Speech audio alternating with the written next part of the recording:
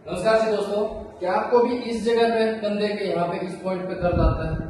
तो ये दर्द आपका सर्वाइकल का दर्द बन सकता है। कैसे, वो बताते हैं आपको। यहाँ पे मसल्स होती हैं, देखिए आपको दिखाई दे रही होंगी ये बड़ी मसल्स।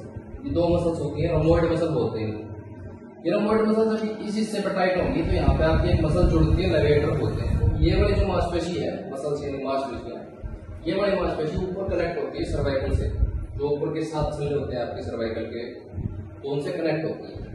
जब यहाँ पे जकड़न बढ़ेगी तो ये इसको पकड़ देगी, इसके साथ यहाँ पे ऊपर जकड़न चली जाएगी। जिससे क्या होगा, ये जो आप देख रहे हैं ये पूरा रेड कलर का निशान है, यानी ये दर्द यहाँ से रेडिएट करता हुआ चलेगा।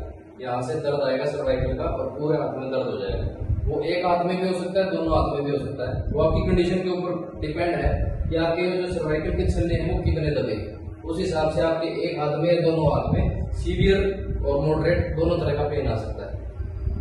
इस कंडीशन में यहाँ पे भी दर्द होगा और यहाँ पे भी दर्द होगा। तो अधिक जानकारी के लिए हमारे पास नीचे दिए गए नंबर पर फोन कीजिए। धन्यवाद।